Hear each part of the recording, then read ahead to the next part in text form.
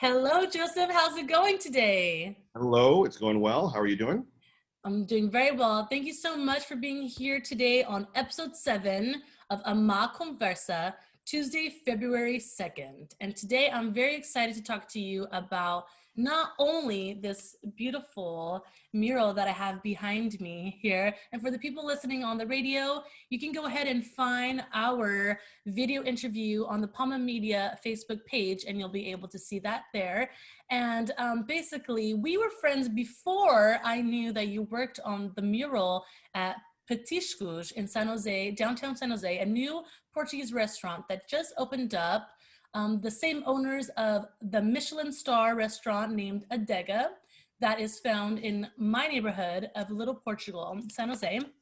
And so when I saw that you did that, I said, absolutely, I need to talk to Joseph about this. Not only is this my church that I go to, I've been baptized there, I've had my first communion, I've had my confirmation, I've gotten married there. Literally, the last thing I need to do is die there. But yes, I even went to Five Wounds School. So when you did this mural, to me, not only is it amazing that it's at the new Portuguese restaurant downtown, which I'm very excited for that, but it actually spoke to me a lot because to me, Five Wounds Church, Five Wounds Catholic Church, the Portuguese church that we have here in San Jose, is like my family. So when I saw that, I was like, oh, I need to talk to him. So I guess we can start off.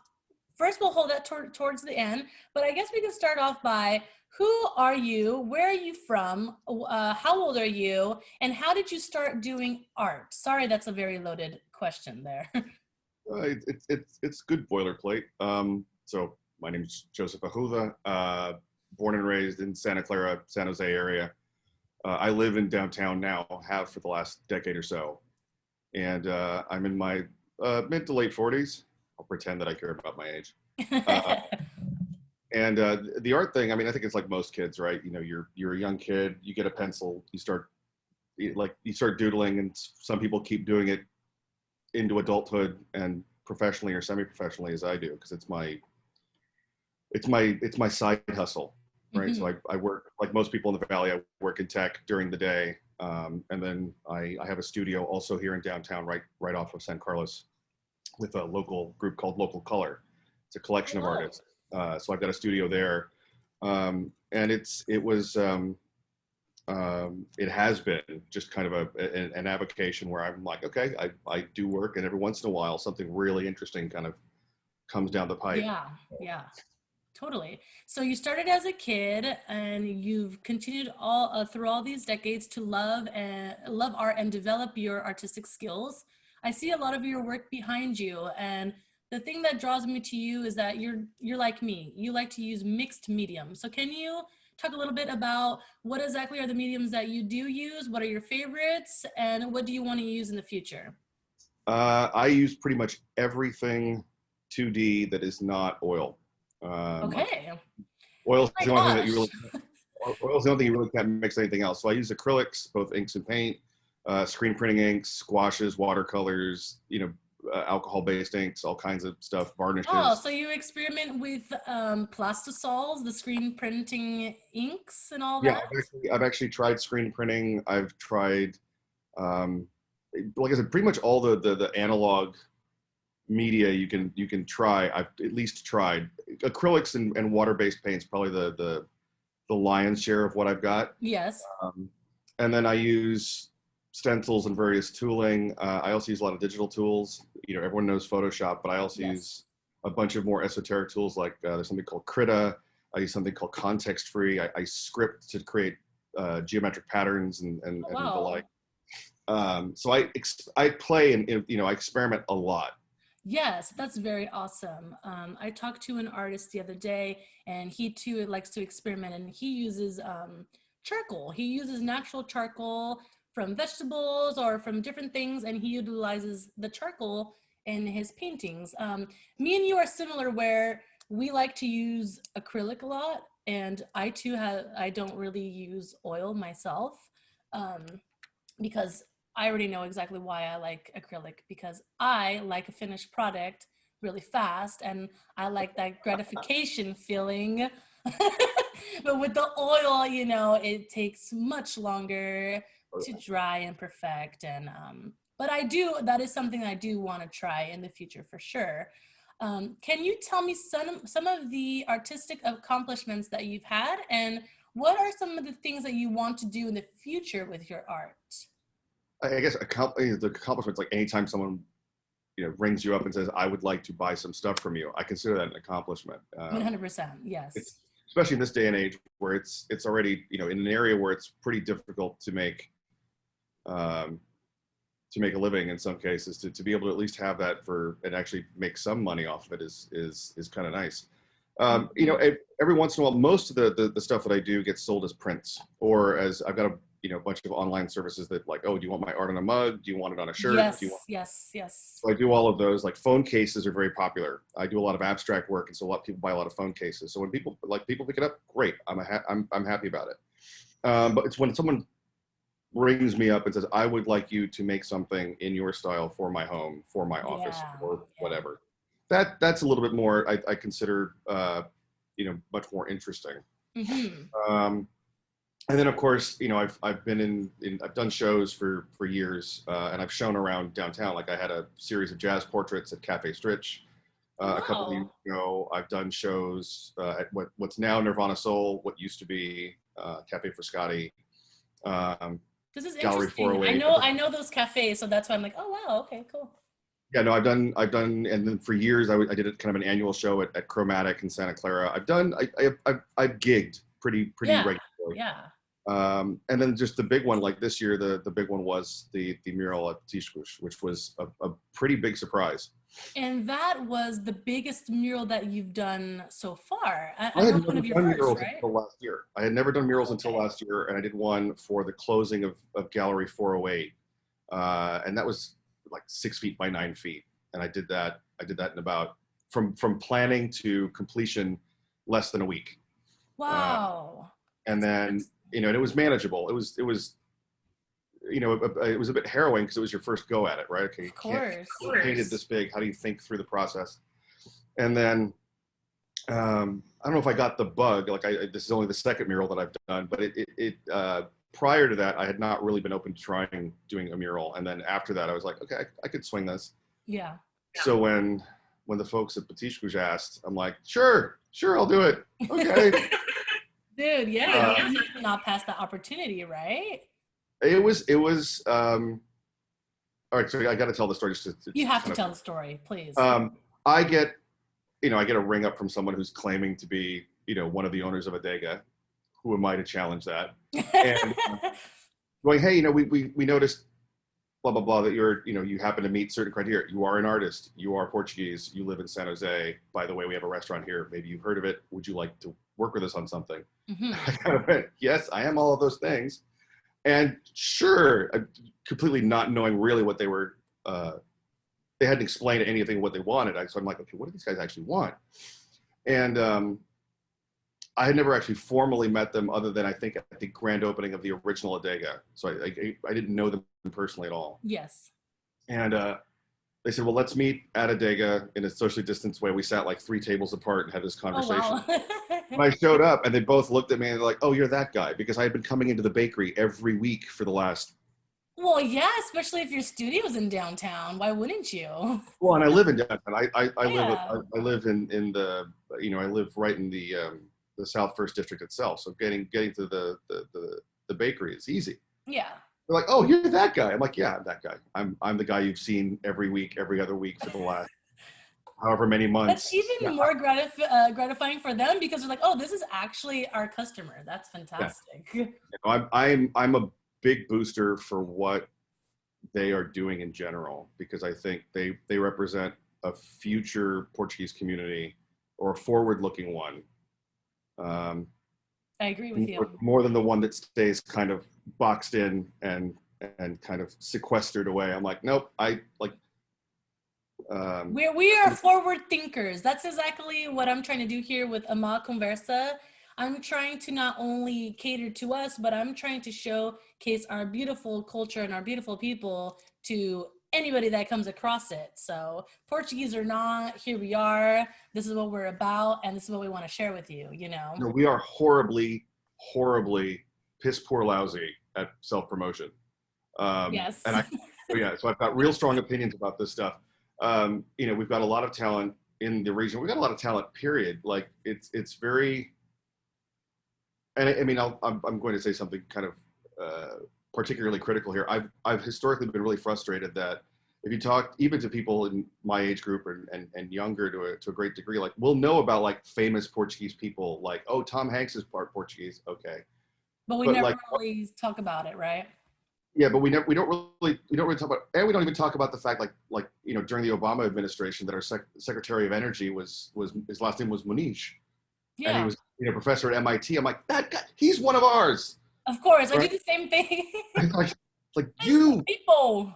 like I know you, I totally understand that mustache, and it just like I'm like, no, that you know, we should be completely like owning up to that, and 100%. Yeah, I agree. you know, we've got great music, we've got great, like I've been turning on friends to a bunch of Portuguese bands, to people who are not Portuguese. Oh, dude, I do the same. My best friend, she's not Portuguese either, and I always send her things. I'm like, check this song out, check this song out. And I mean, music is music. If you love music, no matter what language it is, if it's good to you, you're gonna like it. Like I listen to a bunch of stuff too, different languages. And that is a good segue because I do notice that on your page that you do love to talk about music. You like to share music.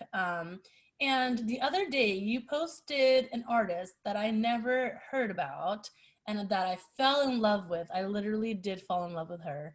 And I'm not sure if I'm going to say the name correctly, but I have Chong Kwang, correct? That's how I believe the name is pronounced. Yeah, Okay, Chong Kwang. And she is from Timor, correct?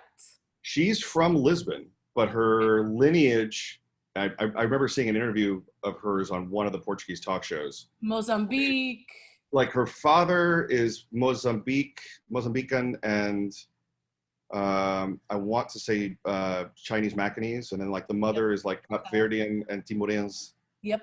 So it's like it's quite a mix. Like she's It got. is quite a mix. Like I think I'm a mix because I'm born in America. My father is from Continent. My mom's also born in America, but her mom was born in São Jorge.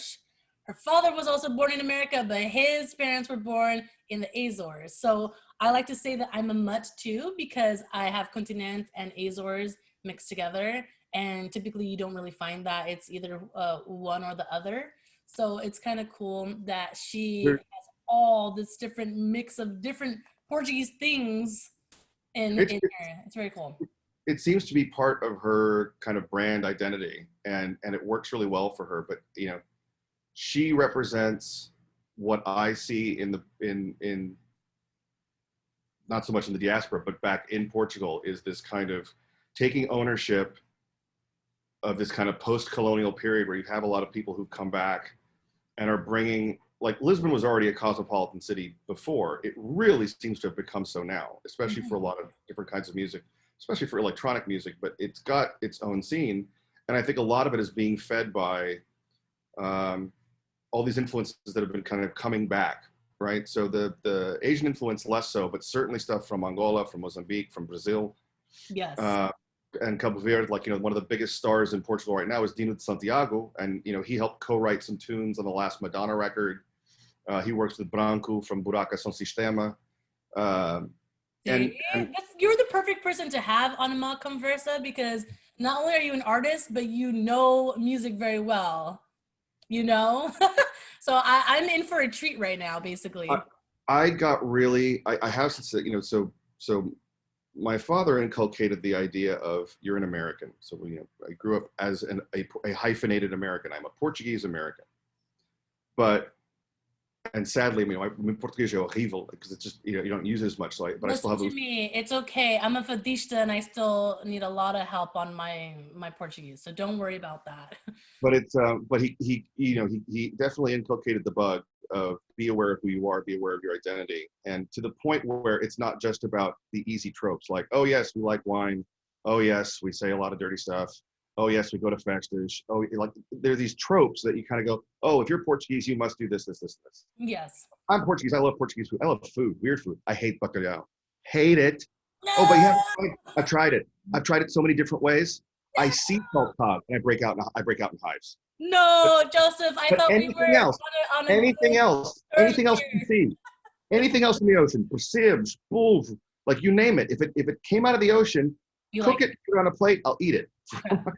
But bacalhau, no way, Jose. Nope, I've tried it so many different ways, it just fails. So it's like I'm not necessarily like the perfect Portuguese guy, but We I all got got our quirks, right, Joseph? We all got our yeah, quirks. I got frustrated with some of the things that I thought were really interesting about being Portuguese that got no attention whatsoever. Like everyone focuses on os descobrimentos and the like, and I'm like, okay, that's 400 years ago, and it has some negative implications now. What else have we done, Yes. right?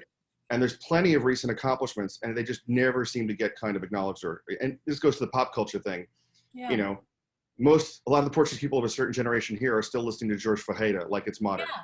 No, and that's why I'm excited for the show, because I'm going to have a lot of different music, and I'm so happy to connect with you because you are the perfect person to connect with Amá CONVERSA. You have a lot of different music that you like too, and that's what I want to do here. I don't only want to show, actually, I love Jorge Ferreira, but I don't even have him on the lineup yet. Like I literally have music like top hits Portugal, which would be relevant to what we are doing now in 2021. So I want to connect this current generation that we have in Portugal right now, and let's kind of bridge the gap, and let's get together with us, the immigrants and the Portuguese-Americans, and let's be on the same playing field. Let's be on the same level, because I mean, yes, they do love Jorge Ferreira in Portugal. Yes, they do. He is a huge icon, idol, but there is tons of other new things happening that they're just loving too, and American doesn't necessarily know about it yet. But if you do have Spotify, for example, I am a huge Spotify listener, and on there you can follow playlists like Top Hits Portugal, and you have access to all the new music that has just gotten out. So with Amá CONVERSA, I want to showcase a lot of that, and that kind of music will be on Tuesdays. And then on Fridays of the program, I want to showcase more of Fado, because I mean, I am a huge Fado lover. That's kind of your gig. Yeah, that's kind of my gig. So Fado Fridays for sure. But on Tuesdays, like today, I want to showcase different music that maybe you know it and I know it, but maybe somebody else that's in our community has never heard of them. Just like I've never heard of Chong Kwang, for example. So I've subjected most members of my family, certainly the younger kids, like my goddaughter and her sisters, to a bunch of Portuguese music, and they're just like, yeah. So they get it. I mean, like people will get it if they're exposed to it, and the stuff is pretty varied, right? So the hip hop scene, I'm mixed on, because my personal feeling is that Portuguese hip hop didn't really start to pick up until the last 5-10 years. yes. Like I remember starting to hear, Tuga in the 90s, and I'm like, wow, this is incredibly bad. And then it progressively picked up. It progressively picked up. Well, I mean, a lot of it to me had to do with the newness of it, and you start off being kind of derivative. Yes. And I think that's the case for most styles moving into. You're right.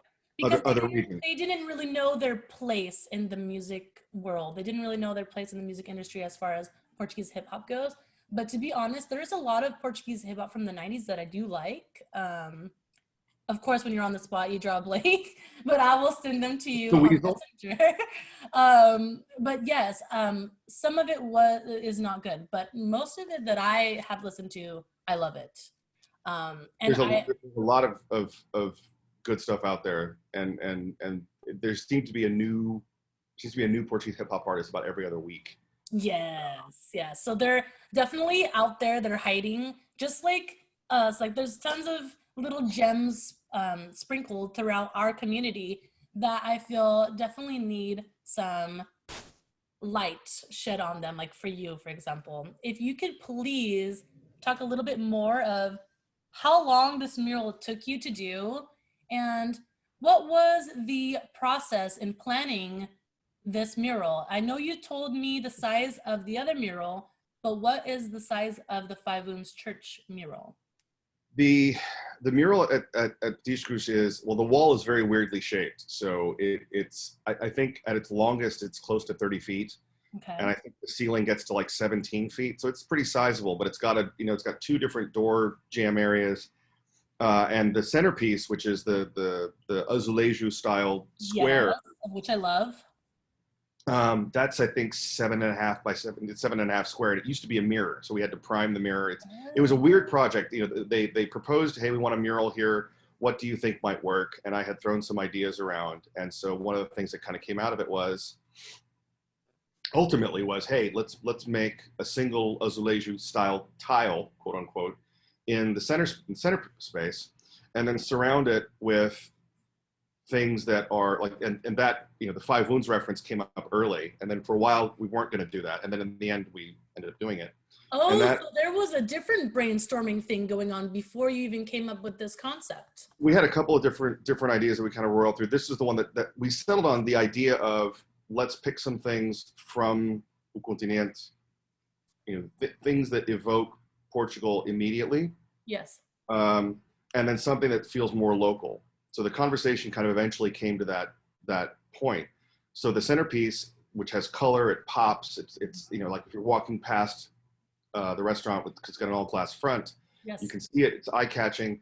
That's very local, right? It has Igrejas Sem Chagas. It's got the tiling style, and then all the images that bookend it are all like it's Estoril. That's the Descobrimentos.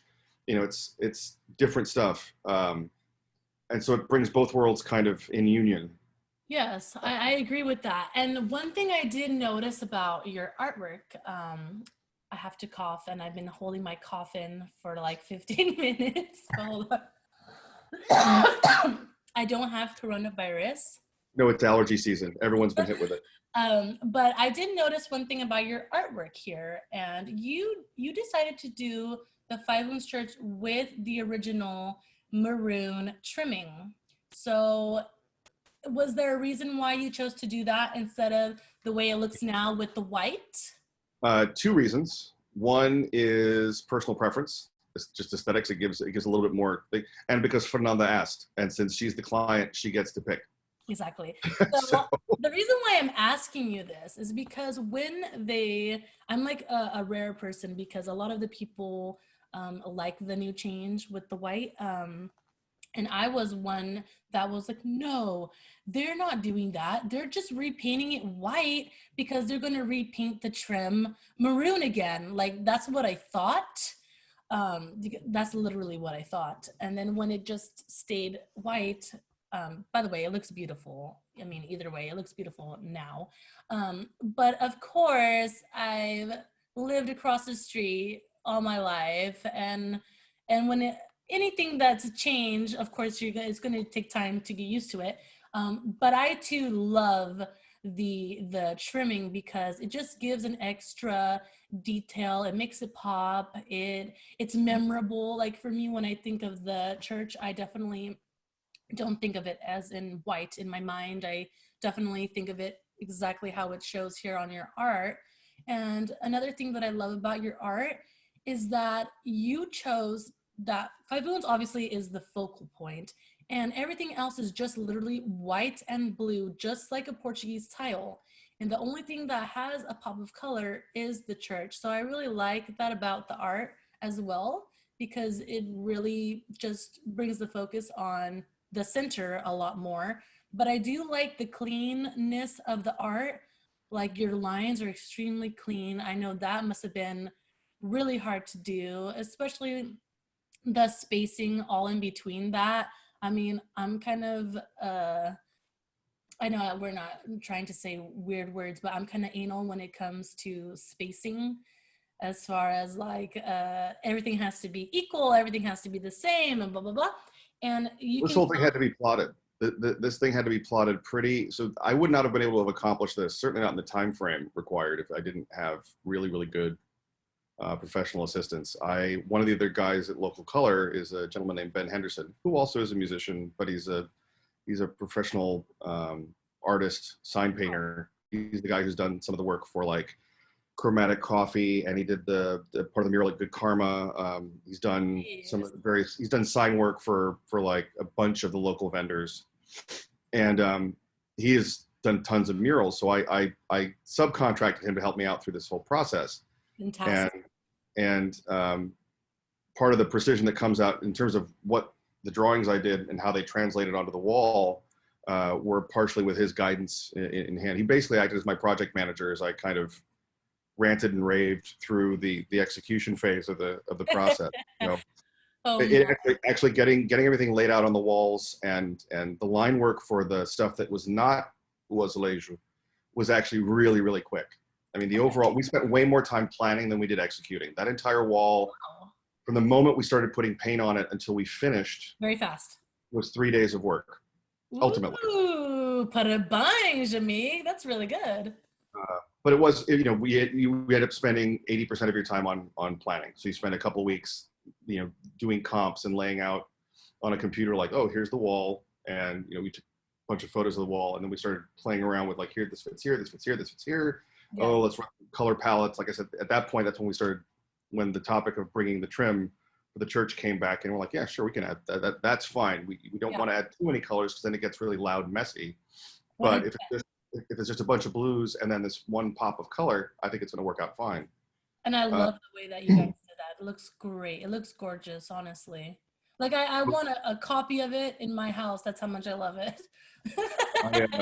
It's funny.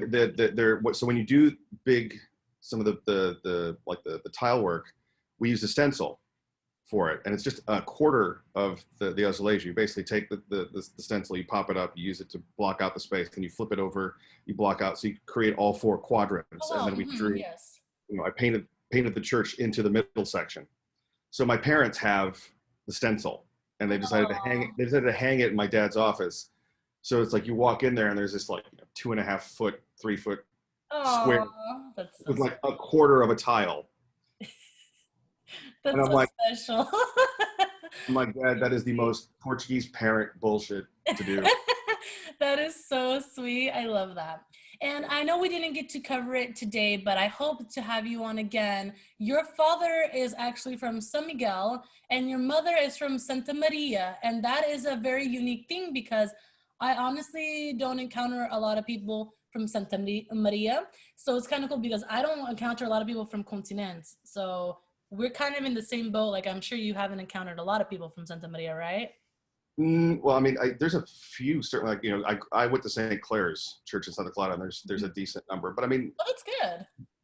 The truth is I think it's like 98% of all Portuguese people in the United States and Canada are Beijos. They're all Azorean. Yes. And people from the continent, like, my understanding of it, and I could be wrong, is people from the continent, when there was the mass immigration, they went to France, they went to Netherlands, they might have gone to Brazil, maybe South Africa, and then os Madeirenses, they went to Brazil, they went to South Africa, they went to places like Singapore and Macau. And then the Azoreans, we all ended up in North America for the most part. Although I have encountered us in weird places. I went to Singapore, I went walking, and I found the only Portuguese restaurant in Singapore. And that was, you know. Singapore. I'm going to write that down because I want to talk to you about that next time. And another thing that we didn't get to talk, Singapore, that we didn't get to talk a lot about today would be that you went to UC Davis. You did study political science and technology policy. And given the events of what's happened this week, so this is a pre-recorded Zoom, as everybody knows already. So this week has been a really crazy week as far as politics goes. So when I talked to Joseph before we started recording, I knew this about him as far as his background, and I told him for this specific episode, we will focus on your art, but I would definitely like to have you on again and talk about several different things, honestly, but one of which would definitely be your background in political sciences. I definitely appreciate your time. I'm telling you, I say it every time, 30 minutes goes by so fast. I may have to increase these interviews just a tad, because I get really into it. I have so many things going in my head, so many questions. You are a fascinating person. I am so happy that I found you on Facebook. You literally popped up as one of those people, the people you may know. And I'm like, oh, okay. And then I went to go check out your profile and I saw right away that you were an artist. So then I'm like, okay, I need to connect with this guy. And I've been around the Portuguese community for many, many years. And I've never encountered you. I've never seen you before. So that also intrigued me because I wanted to learn more about you.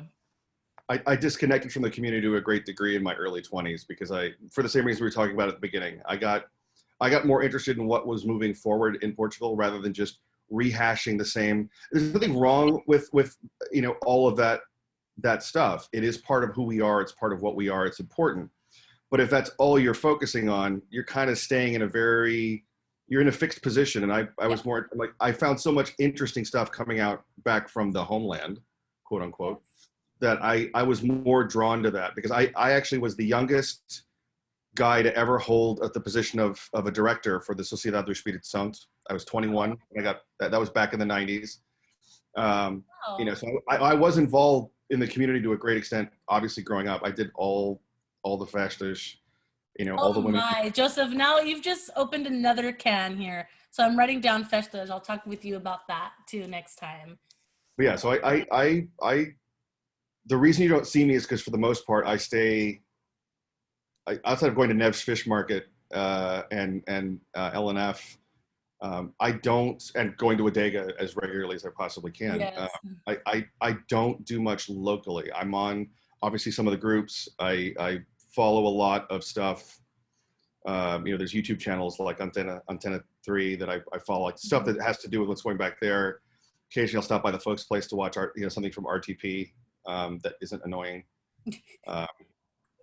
There's some really dumb, people say, oh, you Americans, you have really bad TV program. I'm like, oh, believe me.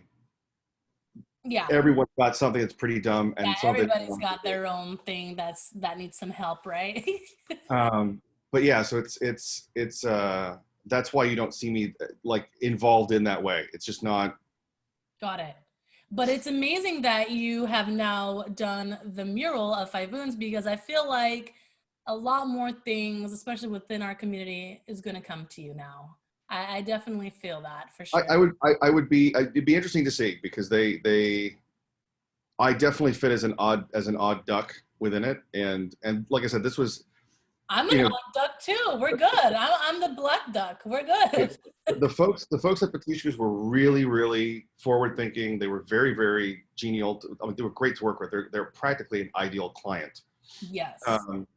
And even my own bad Portuguese stereotypes, I'm like, what's this going to be like? Am I going to be dealing with 5 million revisions and a bunch of combative nonsense? Nope. They were very thoughtful.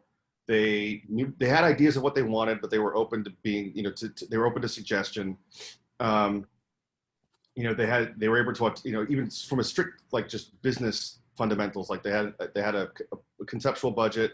They knew what they needed. They understood what was practical and what wasn't practical when it was explained to them.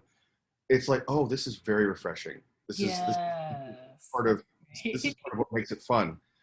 And they actually had an idea of what they wanted and their vision for what, like when I look at what they are, like the restaurant, the bakery, and now the casual dining spot, it's something we don't see around here, which is kind of I'm going to use this term kind of tongue in cheek, but it's meant in the most positive way possible. It's like a Portuguese dynasty. It's like, this is the food dynasty. It's like, here's what you get.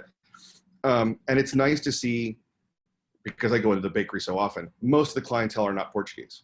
Yes. If it was just serving the Portuguese community, that's fine too. But the fact that it's bringing a bigger set of, a broader set of exposure to something that other people wouldn't know, that to me is a much more kind of fantastic aspect of the whole thing. It's like Telmo Faria in San Francisco, who used to be in San Jose, the guy who runs Uma Casa. Yes. And it's like he's doing the same thing. And I love that. That I'm happy to be involved with. Any way Likewise, I am a fan of Uma Casa for sure. I still need to go there. I totally recommend it. It's a great space, and it's really funny because I think they changed the menus because they were, like all the descriptions were in English. but all the dishes were in Portuguese to the point where the wait staff who are not Portuguese could not pronounce them. Yes, yes. And it was just kind of like, and, you know, I show up over there and I'm looking and I'm like, I'd like the blah, blah, blah, you know, and you know, I say it in the mother, Poor guy, yeah. and they're like, excuse me? And I'm like, number 3. Number 3, please. Yeah.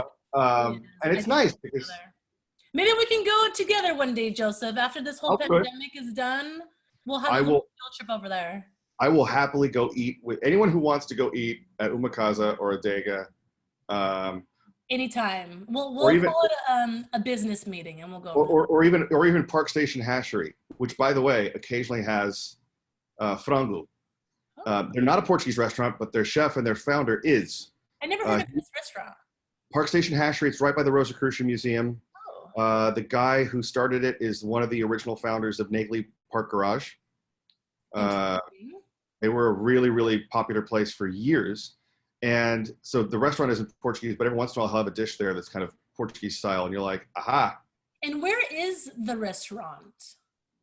Park Station Hashery is literally, it's like, if you know where the Rosicrucian Museum is, it's like on Park and I forget the cross street, but it's in that Rose Garden district area. And they've been around for some time now. 2 years now. They're relatively new, but it's a great little spot. But yeah, anyone who wants to have a food meeting, I am. I'm the guy for that. speaking of Portuguese stereotypes, do you like food? Sim. Yes. Oh my gosh. But yeah. So thank you so much, Joseph. I know that we can be here forever talking about this, and I've jotted down some more notes for the future. And because there's more things that I want to talk to you about. I know that you like to visit national parks, so I wanted to talk to you about that too. And then you recently had a road trip to the East Coast that I wanted to talk to you about as well. Not the East Coast. Not the East Coast. No? I was in Fort Bragg, California, not Fort Bragg, Carolina. Oh my gosh. So when I read your message and it said, I'm driving from the East Coast, and I literally thought you were driving from like New York back to California. I'm like, this guy. Oh, no.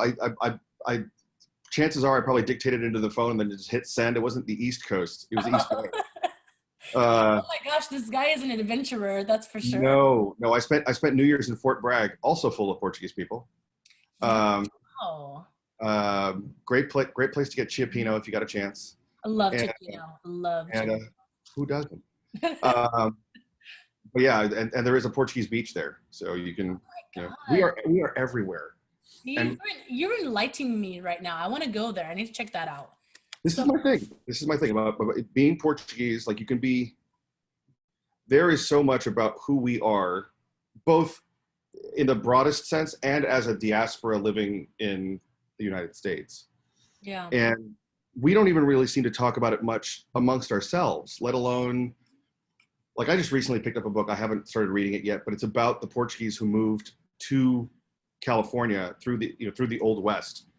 Oh, I think I may have that book. Is the cover like a sepia tone, like a brown, white? Yeah, I think I do have that book too. And it's like, I'm dying to read that because, we are in a bunch of places people don't expect. We run the dairy industry in California. Yes, we do. There are pockets of us in old mining towns all the way in Nevada and northern Arizona and here. And it's like, okay, how did we end up there? It's like when I find Portuguese people, like there's a bunch of us in Hamilton and Toronto. And I'm like, why are you there? It's cold. Yeah. You don't do cold. How did you get to Canada? No, I agree. It's fascinating, to be honest. And on Amá CONVERSA, we have people that are going to be from Portugal, Azores, Canada, the US. So I hope that you can definitely tune into that. It might be something that interests you. Thank you. And not only will we be interviewing artists, talented artists just like yourself, but people within our music community as well. And when I say Portuguese community, I'm literally thinking of us not as the little Portugal community. I'm thinking of big. I'm thinking everywhere in general. So I definitely look forward to that. I look forward to having you on again. And I appreciate everyone being here today to listen to this amazing interview with Joseph Arruda, who was an artist from San Jose. And Joseph, is there anything else that you would like to say? Just that I think it's great that you're doing this. It's one of those things where when you asked, I was like, okay, that'd be great. And I'm like, okay, this is another one of those things where I think is a net positive for the community itself. So I'm very pleased and honored that I was asked. Appreciate that. And it was kind of nervous to ask you because I didn't have any content to go by. So I didn't have anything prior to show you. So thank you again for taking a chance with interviewing with me and Amá CONVERSA. Not a problem at all. Thanks very much. Thank you. Have a good rest of your day. Thank you so You much. too. Adios. Thank you. Adios.